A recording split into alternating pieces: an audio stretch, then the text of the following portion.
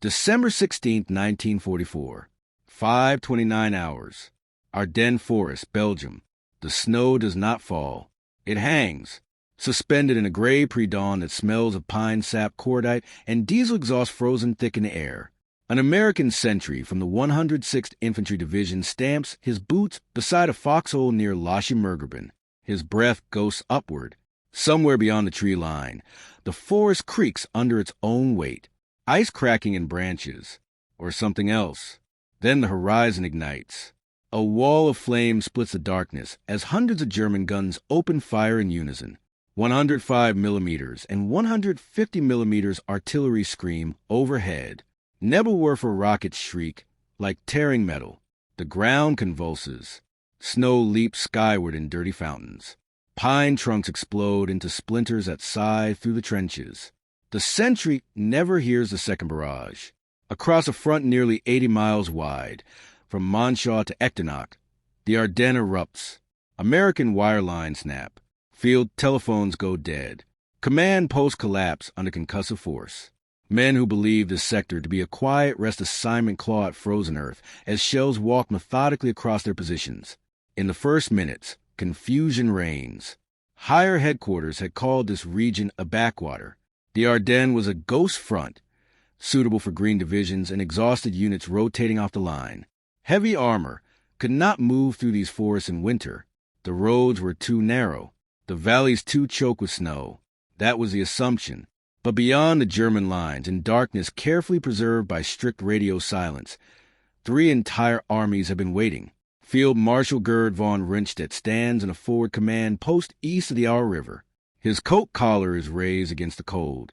Maps are pinned under weighted pistols and coffee cups. Operation Walk am Rhein has begun. The objective is audacious. Drive through the Ardennes, seize the Meuse River bridges, split the British and American armies, and capture Antwerp. A political earthquake, disguised as a military gamble. Panzer engines roar to life. Columns of Panther and Panzer IV tanks lurch forward along icy roads, their tracks grinding through snow that Allied intelligence deemed impassable. Half-tracks carry grenadiers wrapped in white camouflage smocks. Engineers move ahead with Bangalore torpedoes and wire cutters. In the American lines, officers scramble to understand the scale. Reports are fragmented. Heavy shelling. Enemy armor sighted. Possible probe. Probe. The word lingers only minutes before reality crushes it. Near the Schnee Eifel, elements of the 18 Volks Grenadier Division breach thin American positions. Young GI riflemen fire M1 Garens into fog, unsure how many attackers advance. Machine gun nests fall silent one by one. German assault teams move with brutal efficiency, bypassing strong points, infiltrating through woods, appearing where they should not exist. You can feel it turning. The illusion of safety evaporates in the roar of engines and the staccato crack of MG-42S. At Lanzerath Ridge, a small reconnaissance platoon from a 99th Infantry Division holds a shallow line against overwhelming numbers. 18 men, snow-crusted on helmets. Fingers numb on triggers. They fire deliberately, cutting down waves of attackers who expected an easy breakthrough. For a moment, the German timetable stutters, but artillery continues to pound the American rear. Road junctions clog with retreating vehicles. Military police try to establish order as rumors spread faster than bullets. German paratroopers from Camp Grub Paper spearhead armored thrusts, racing westward with alarming speed. By mid-morning, forward regimental headquarters realize this is no diversion. It is a full-scale offensive, and it is working. Supply dumps burn. Ammunition trucks detonate in secondary explosions that shake entire valleys. The sky remains low and overcast, grounding Allied aircraft that might have slowed the advance. The Luftwaffe, though weakened, makes brief, savage appearances. Inside a farmhouse commandeered as a battalion command post, an American colonel studies a map illuminated by lantern light. His hand trembles as he traces roads that now belong to the enemy. The Ardennes was supposed to be quiet. Instead, it is becoming a corridor. German armor columns push toward key towns. St. Vith, Bastogne, Houffalize. The names will soon carry weight far beyond their size. Telephone lines are cut again. Radio traffic grows desperate. Enemy tanks reported west of the river. Impossible. Yet the reports keep coming. Von Rundstedt's gamble depends on speed. Surprise has been achieved. American resistance, though stubborn in pockets, is fractured. Snow muffles the movement of entire divisions. By afternoon, thousands of American soldiers are falling back, disoriented in woods that offer no clear front line. Units intermingle. Officers lose track of companies. In the chaos, one truth crystallizes. The war in Europe is not winding down. It is flaring back to life with lethal intent. Night approaches quickly in December. Darkness will conceal both retreat and pursuit. In the forest west of the Aar River, German panzers press forward, engines growling, headlights hooded. Their silhouettes move through drifting snow like armored phantoms. The so-called Ghost Front has awakened, and it is hungry. December 16, 1944, 14:10 hours. Near St. Vith, Belgium. Snow churns into black slush beneath retreating boots.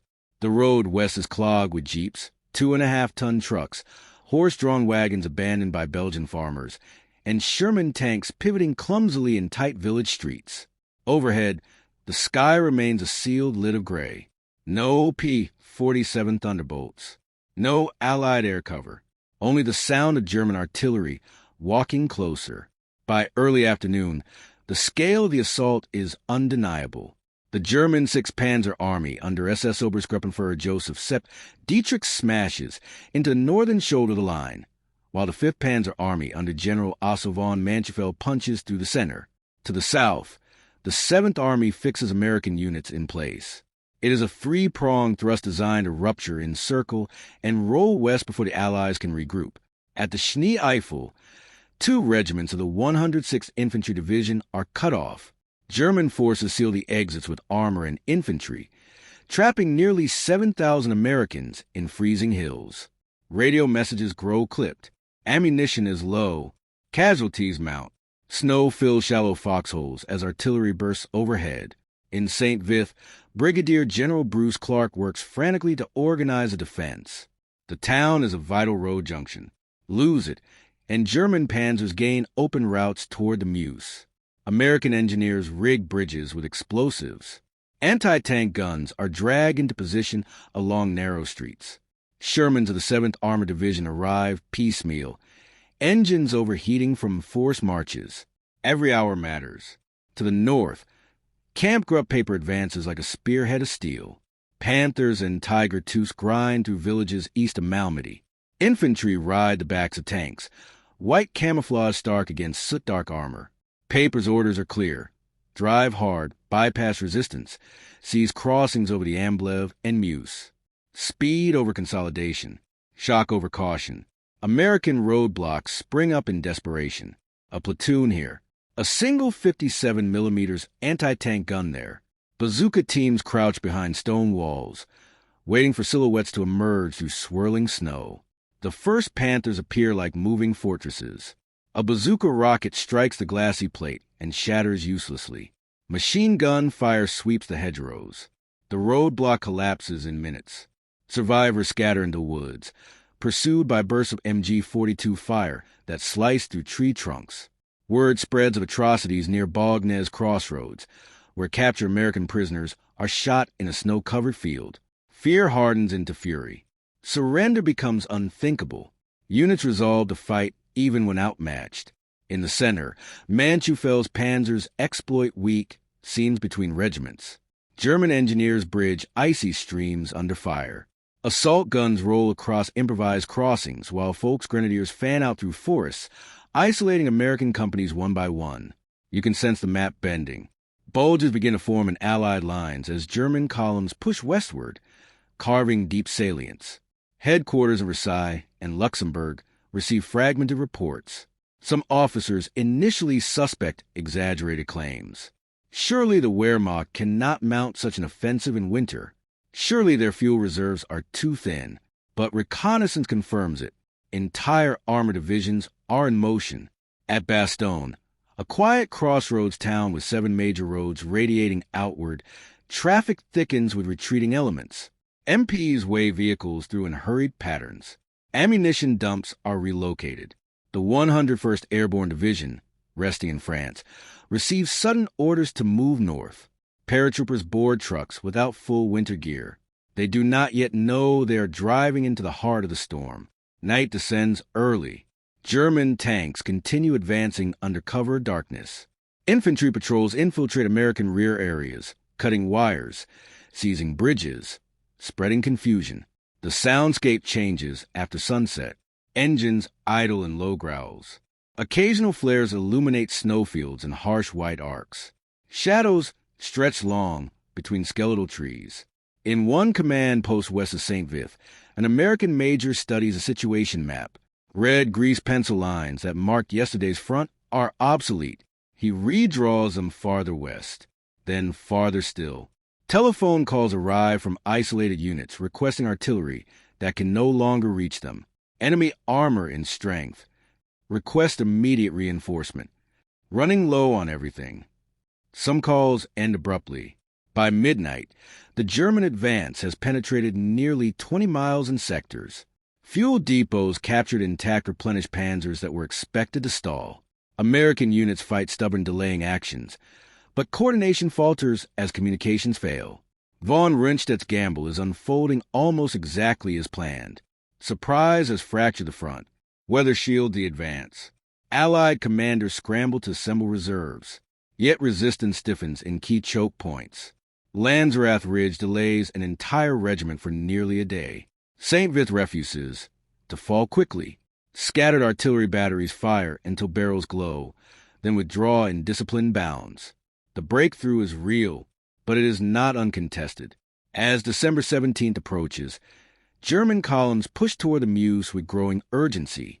Every mile west deepens a bulge in Allied lines. Every hour without air interference strengthens their chance. And at the crossroads town of Bastogne, headlights appear on icy roads from every direction, converging. The trap is forming. December 18, 1944, 21:40 hours. Bastogne, Belgium. The town is dark, except for burning fuel trucks on its outskirts. Snow drifts across cobblestone streets where headlights sweep in restless arcs. Engines idle. Doors slam. Orders echo in clipped bursts of urgency.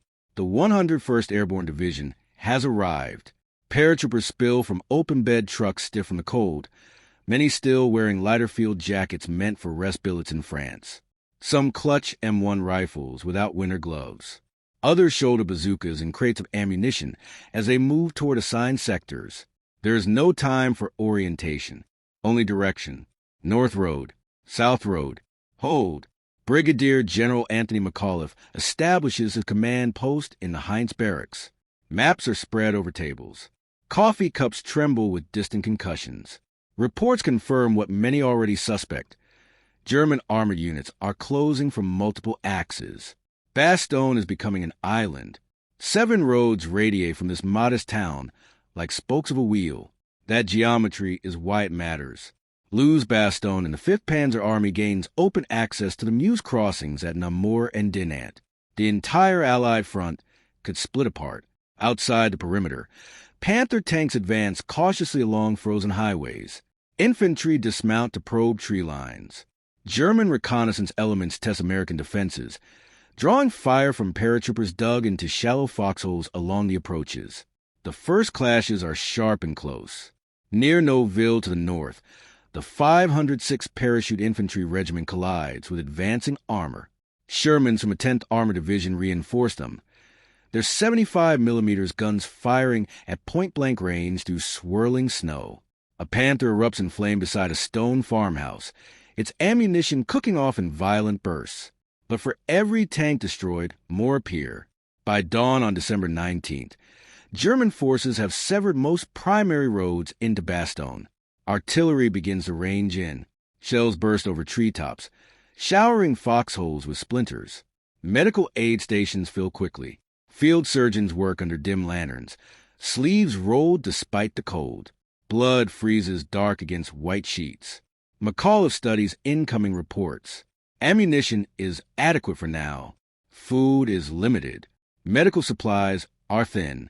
Air support remains grounded by weather. The division was not intended to fight a siege.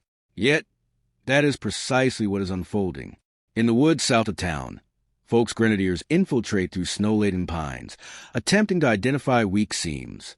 They encounter paratroopers who have fought since Normandy. Close-range firefights erupt among tree trunks, muzzle flashes strobing in twilight. The crack of an M1 Garand answers the ripping chatter of an MG-42. Neither side yields easily. German commanders press relentlessly. Time is not their ally. Fuel stocks are finite. Each delay threatens a broader operational timetable aimed at Antwerp. Orders emphasize speed, aggression, encirclement. Bastogne must fall quickly. On December 20th, the ring tightens fully. All ground routes are cut. Wounded men cannot be evacuated. Reinforcements cannot enter. The town stands isolated, encircled by elements of the 2nd Panzer Division, Panzerlehr Division, and supporting infantry. You can feel the pressure building like frost on glass. Artillery shells land methodically. Churches collapse. Civilians huddle in cellars as buildings burn above them. Paratroopers reinforce sectors at night, trudging through knee-deep snow to plug gaps reported by anxious company commanders. Inside the command post, McAuliffe receives an ultimatum delivered under white flag on December 22nd. German officers demand surrender to avoid annihilation. The response is brief. Nuts! The single word travels through the lines like an electric current. It is defiance distilled, a refusal to concede the crossroads. Outside town, German artillery intensifies. Infantry assaults probe from east and south. Panthers attempt to punch through American positions along narrow forest roads. Bazooka teams wait in frozen ditches, holding fire until tanks expose vulnerable flanks. Some rockets strike true. Others bounce harmlessly from thick frontal armor. Casualties rise. Ammunition dwindles. Frostbite becomes as dangerous as enemy fire. Men wrap scarves around rifles to keep metal from freezing to skin. Yet morale holds. Because something shifts on December 23rd. The overcast breaks. For the first time in days, blue sky pierces the Ardennes, and with it comes a distant rumble unlike artillery.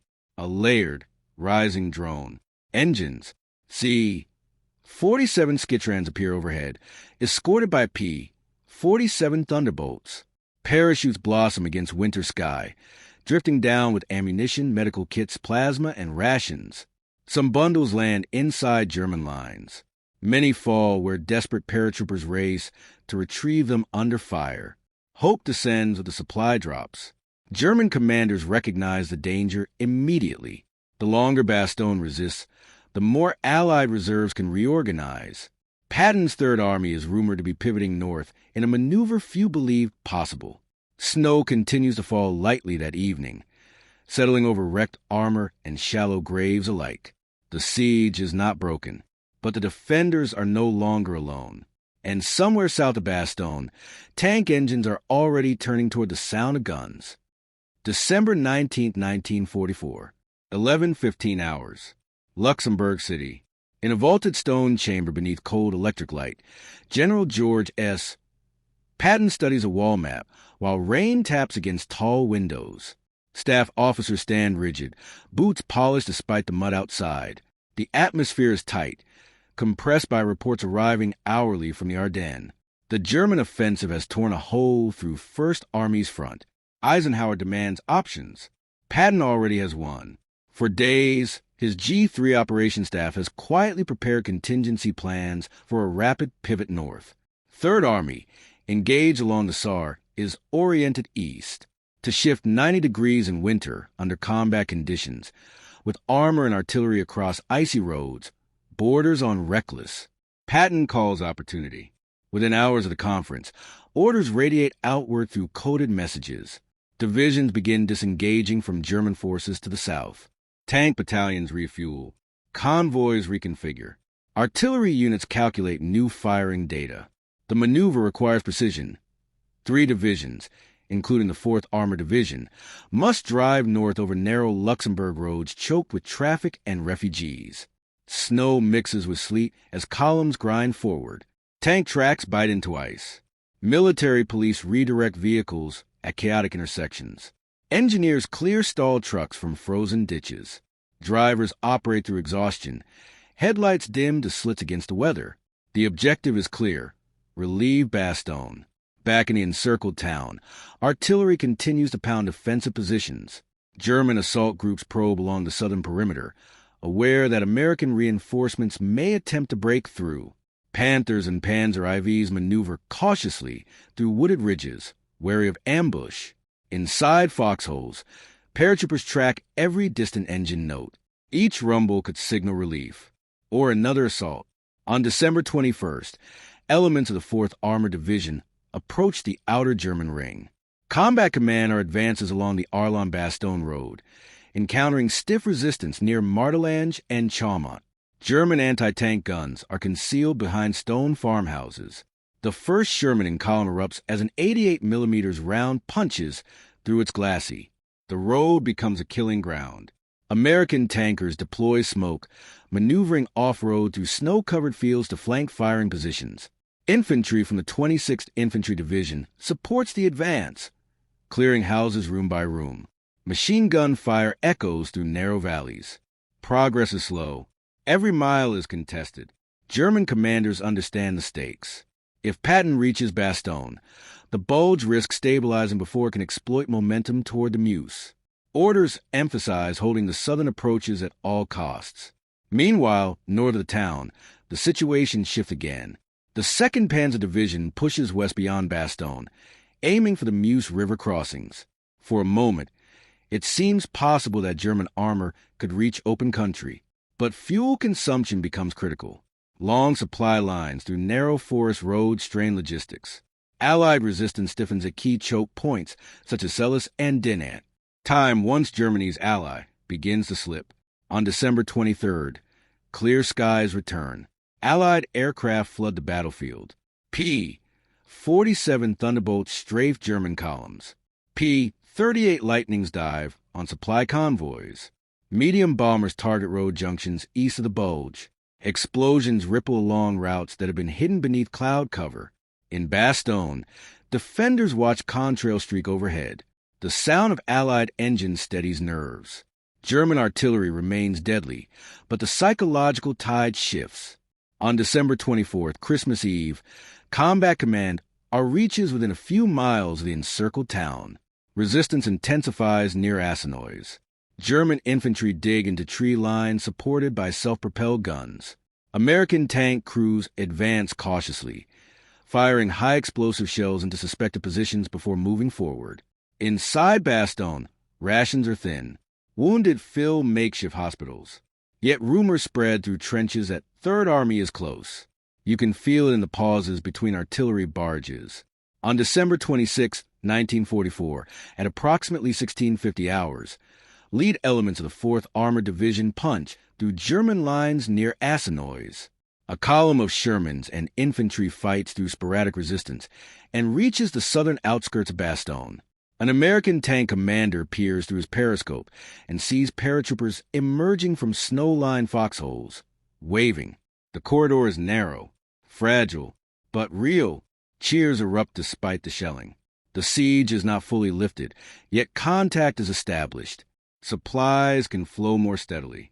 Evacuation of wounded becomes possible. The ring has cracked. German forces attempt counterattacks to sever the link, but Allied air power and reinforced artillery blunt the effort. Patton's gamble has paid off. The Bulge remains pronounced on operational maps, a swollen protrusion into Allied lines. But momentum is shifting. Fuel shortages plague German armor. Allied reserves continue to mass on the shoulders of the salient.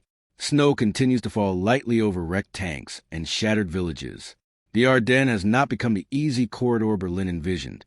It has become a furnace consuming men and machines at staggering rates. And in that furnace, the initiative is slipping away. December 26, 1944, 23:10 hours. Near Celles, Belgium, a Panther tank idles in darkness beside a frozen hedgerow, its exhaust rising in pale clouds against the night. The crew listens to distant artillery rolling across the Ardennes like thunder over mountains. They are farther west than any German armored unit has reached in this offensive. Beyond them lies the Meuse River, and beyond that, Antwerp. For a brief, electric moment, it seems possible. Elements of the 2nd Panzer Division have driven nearly to the Meuse crossings near Dinant. Reconnaissance patrols report glimpses of river valleys through winter mist. The operational objective outlined by von Rundstedt no longer feels abstract. It feels within reach. But maps do not show fuel gauges. German logistics convoys struggle along congested forest roads stretching back toward the Reich. Allied fighter bombers now dominate daylight hours, strafing columns and igniting precious fuel trucks. Every destroyed tanker tightens a noose. Panthers abandoned for lack of gasoline sit silent in ditches, their crews reassigned as infantry. Momentum falters. North of the salient, American and British forces reinforced the shoulder near Elsenborn Ridge. There, the U.S. 2nd and 99th Infantry Divisions have held stubbornly against repeated assaults by the 6th Panzer Army. Artillery observers direct devastating barges onto German assembly areas. The ridge becomes an anvil against which armored thrusts shatter. To the south, Patton continues pressing northward, widening the corridor to Bastogne. Fresh divisions enter the line. Ammunition flows more steadily. The once isolated 101st Airborne now coordinates with advancing armor to push outward from the town. The Bulge is still visible, but it is no longer expanding. On January 1st, 1945, before dawn, the Luftwaffe launches Operation Bodenplatte, a desperate attempt to cripple Allied air power. Hundreds of German aircraft skim treetops, striking airfields in Belgium and the Netherlands. For hours, chaos erupts on runways as parked fighters are destroyed. Yet the cost is catastrophic. Experienced German pilots are lost in numbers the Luftwaffe cannot replace. Allied production and training absorb the blow quickly. Within days, skies again fill with thunderbolts and typhoons hunting armored columns below. At ground level, German units face mounting pressure. The 2nd Panzer Division near Celles encounters stiff resistance from British XXX Corps and American armored elements. Anti-tank guns are dug in along likely avenues of approach. Shermans maneuver aggressively, exploiting flanks. On January 3rd, Allied forces launch coordinated counteroffensives on both shoulders of the Bulge. From the north, 1st Army pushes south. From the south, 3rd Army pushes north. The objective is clear. Pinch off the salient, trap German forces west of the Aar River. Snow continues to blanket the battlefield, but visibility improves. Air strikes hammer bridges and choke points. German attempts to withdraw heavy equipment are slowed by bomb craters and destroyed vehicles blocking narrow roads. You can feel the offensive exhaling its last breath. German soldiers who advanced with confidence on December 16th now dig defensive positions, bracing for counterattack. Ammunition is rationed. Rations are thin. Frostbite spreads among troops lacking proper winter gear. Von Rundstedt understands the strategic picture with cold clarity. The gamble has failed to achieve its decisive objective. Antwerp remains secure. The Allied front, though bruised, has not fractured beyond repair. Still, orders are given to hold ground as long as possible. Every day gain delays the Allied advance into Germany. Every casualty inflicted buys time. In Bastogne, paratroopers advance cautiously beyond former defensive lines, reclaiming villages reduced to rubble. They pass burned-out Panthers and frozen German dead, partially covered by snow. The cost of the siege is written in shattered church spires and silent farmhouses.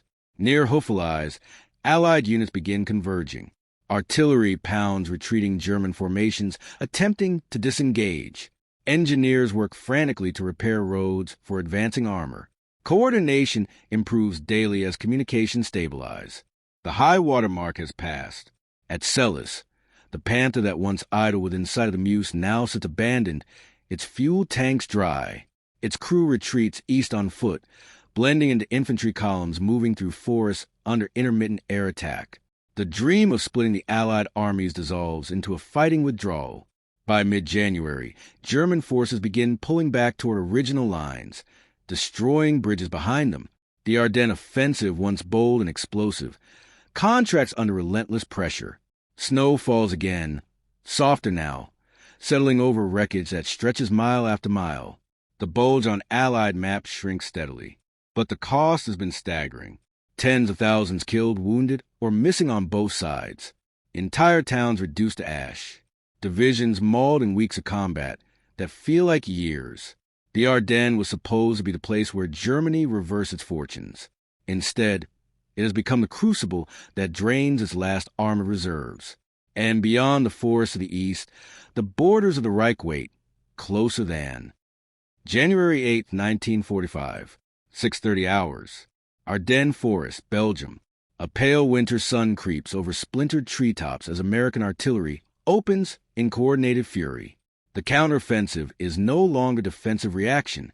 It is deliberate destruction. From the north, Lieutenant General Courtney Hodges' First Army drives south. From the south, Patton's Third Army pushes north through snow-packed roads now hardened by weeks of traffic and blood. Their objective is surgical. Compress the Bulge, sever escape routes, annihilate German formations before they can withdraw in order. The forests echo with synchronized barges. American 155 mm Long Tom guns hammer crossroads east of Houffalize. British artillery batteries add their weight from northern sectors. Shells burst along ridge lines where German rear guards attempt to stall the advance. Trees snap. Snow erupts. Defensive positions vanish in curtains of shrapnel. German units fight hard, but the character of the battle has changed. They are no longer advancing with shock and surprise. They are calculating survival. Fuel is rationed to the leader. Panthers move only when necessary. Some are entrenched as static pillboxes, turrets barely visible above snowbanks. Infantry dig foxholes into frozen ground with entrenching tools that spark against ice. On January 10th, American armor approaches Houffalize from both directions. The town sits astride key supply routes. Its capture would physically connect First and Third Armies, slicing through the heart of the salient. Sherman tanks roll cautiously into the outskirts under covering fire. German anti-tank guns answer, 75 mm rounds slamming into lead vehicles. One Sherman burns, black smoke staining the white sky. Infantry rush forward, clearing houses room by room with grenades and rifle fire. By afternoon, the junction is secured. The link-up is more than symbolic. It fractures German cohesion. Withdrawal routes narrow to congested forest corridors under constant artillery harassment. Allied aircraft prowl overhead whenever weather permits, strafing columns of retreating troops and immobilized vehicles. You can feel the tightening vice. Field Marshal Walter Model, tasked with stabilizing the Western Front, orders phased retreats to more defensible lines near the German border. Bridges over the Aur and Sauer rivers are prepared for demolition. Engineers lay charges with mechanical precision even as shells fall nearby. But retreat under pressure is rarely orderly. On icy roads east of Bastogne, traffic snarls into chaos. Horse-drawn supply wagons mix with half-tracks and civilian carts. Wounded soldiers cling to truck beds. Abandoned artillery pieces lie tilted in ditches, too heavy to tow without fuel. American forward observers adjust fire onto these choke points. Explosions ripple along columns, scattering men into tree lines. The Ardennes becomes a corridor of fire. Meanwhile, in villages like La Roche-en-Ardennes and Foy, close quarters fighting resumes as Allied units clear remaining pockets of resistance. The 101st Airborne advances methodically, supported by tank destroyers and engineers. Frostbite cases still rise, but morale is markedly different from late December. The siege is memory now. The initiative is theirs. German counterattacks flare sporadically. Small armored groups attempt to punch holes in thin sectors, seeking escape for larger formations behind them. Some succeed temporarily, creating narrow windows through which units slip eastward. Yet each mile surrender brings the right closer to direct assault. By January 16, 1945, First and Third Armies formally link up near Houffalize, effectively sealing the Bulge. The salient that once threatened to split the Allied front is reduced to a narrowing pocket. Snow continues to fall, but it no longer hides movement. It highlights it.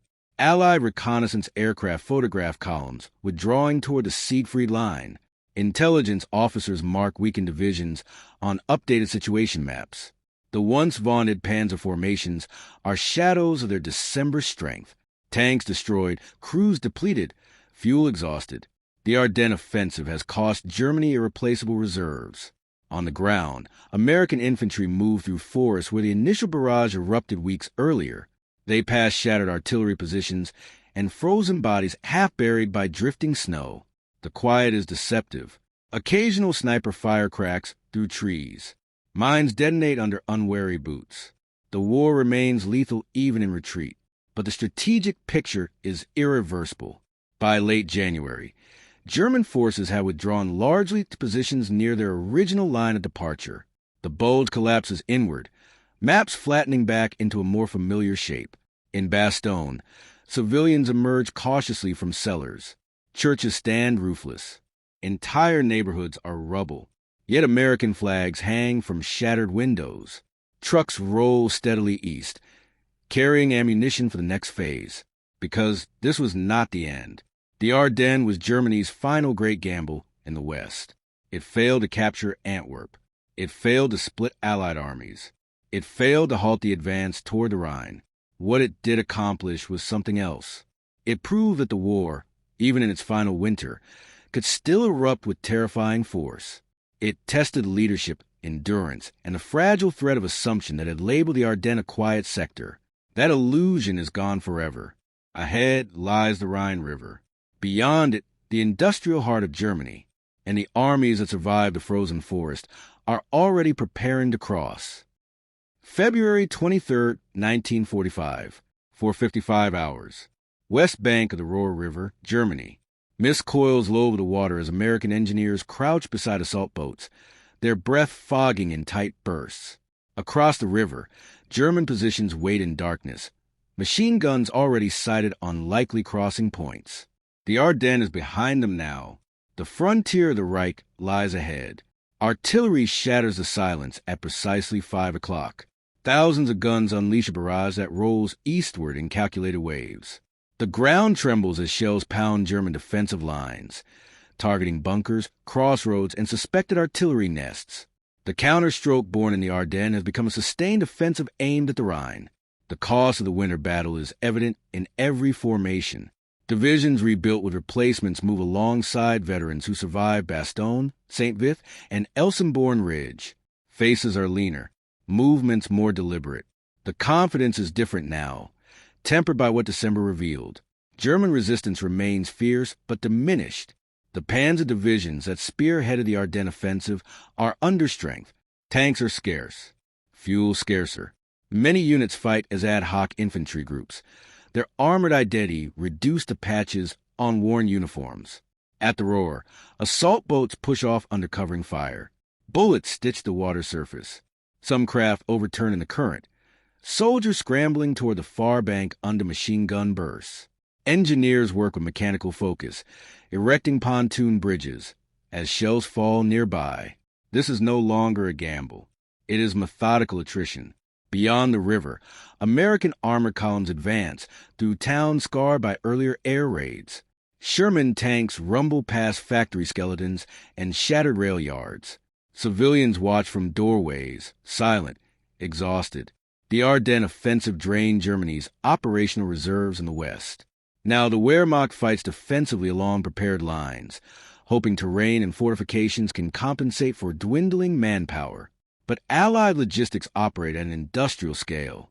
Fuel, ammunition, and reinforcements flow steadily forward. Air superiority is total on clear days. Thunderbolts and Mustangs roam freely, striking rail lines and troop concentrations. On March 7, 1945, near the town of Remagen, forward elements of the U.S. 9th Armored Division reached the Ludendorff Bridge spanning the Rhine. Demolition charges have been placed by German engineers. But the structure still stands. Smoke drifts from earlier bombardment. An opportunity flashes into existence. Under sporadic fire, American infantry and tanks surge across the bridge. German attempts to detonate remaining charges fail to collapse it fully. Within hours, a bridgehead forms on the eastern bank. The Rhine, long viewed as a final natural barrier to Allied advance, has been breached. The psychological shock is immense. For German high command, it signals inevitability. The Ardennes was the last offensive throw. Its failure now accelerates collapse. Yet fighting does not cease. German units counterattack desperately against the Remagen bridgehead. Artillery hammers the span. Luftwaffe jets make rare appearances, attempting to destroy it. Engineers race to construct additional crossings as the damaged bridge finally succumbs days later. By then, multiple Allied formations have crossed. The river that once symbolized German defense becomes a conduit for Allied armor. In the weeks that follow, American and British forces fan out across western Germany. The Ruhr industrial region is encircled. German formations surrender in large numbers, their capacity for organized resistance eroding rapidly. Veterans of the Ardennes recognize the shift. December was the crucible. What followed is the unraveling. Snow has melted now. Forest floors reveal spent shell casings and rusting wreckage left from the winter battle. In Bastogne and along the former Bulge, reconstruction begins slowly amid grief. But on the eastern bank of the Rhine, the war continues with relentless pace. Columns move toward the Elbe. Soviet forces press from the east. The Reich contracts under converging fronts. The Ardennes had been Germany's attempt to rewrite momentum. Instead, it accelerated depletion. Elite formations shattered. Fuel reserves exhausted. Air assets squandered. For the Allied soldiers advancing through German towns, the memory of that frozen forest remains sharp. They remember the artillery at dawn, the encirclement, the word nuts echoing through snowbound trenches. They carry those weeks with them as they cross deeper into enemy territory. The road to Berlin lies open. But even as bridges are secured and cities fall, questions linger in the minds of those who survived December. How close had it come? How thin was the line between assumption and disaster? The Ardennes proved that complacency could be lethal. It also proved that resilience, once summoned, could absorb shock and return it with overwhelming force. Now, with the Rhine behind them and Germany collapsing ahead, the final phase approaches, and the winter gamble that sought to break the Allies has instead sealed the fate of the Third Reich. May 7, 1945, 2:41 hours. Reims, France. Inside a dimly lit schoolhouse converted into Allied headquarters, German General Alfred Jodl signs a document beneath the watchful eyes of American, British, and Soviet officers. The scratching of pen on paper is almost delicate. Outside, engines idle in the night, unaware that the war in Europe has ended. It is finished. But the reckoning began months earlier, in snow-choked forests where certainty died under artillery fire. The Ardennes Offensive was conceived as a thunderclap, a decisive blow to fracture Allied unity and force negotiation. Instead, it became Germany's final hemorrhage of strength in the West. Nearly 250,000 German casualties. Thousands of armored vehicles lost. Air crews spent in desperate gambits.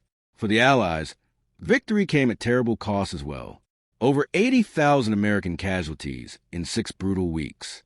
Entire regiments reduced to fragments. Towns like Bastogne, St. Vith, and La Roche left shattered monuments to winter fury. Yet the strategic equation is clear. By committing elite Panzer Divisions to the Ardennes, German command stripped other fronts of reserves.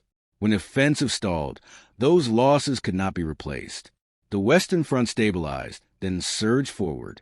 Within months, Allied armies crossed the Rhine, encircled the Ruhr, and advanced into the heart of Germany. The gamble had failed not only tactically, but economically and psychologically. In Bastogne, months after the siege, civilians sift through rubble where paratroopers once dug foxholes in frozen gardens. Church bells, recast from melted fragments, ring again over repaired streets. Veterans return briefly, walk in perimeter where they once stood surrounded, remembering friends who never left the forest. At St. Vith, memorials rise near road junctions that once determined the flow of armored columns. Farmers plow fields that conceal minefields and artillery positions. Snow no longer blankets the scars, but the ground remembers. You can trace the arc of the war through those roads. On December 16, 1944, Allied High Command believed the Ardennes unsuitable for major operations. Intelligence assessments dismissed the possibility of concentrated armored thrusts through dense forests in winter. That assumption created vulnerability. The opening barrage shattered it. For a brief span, German forces achieved operational surprise and deep penetration. They demonstrated coordination, discipline, and audacity despite material shortages. The initial breakthrough exposed how fragile even a dominant coalition can appear when caught unprepared. But war is sustained by logistics as much as courage. Fuel shortages strangled Panzer momentum.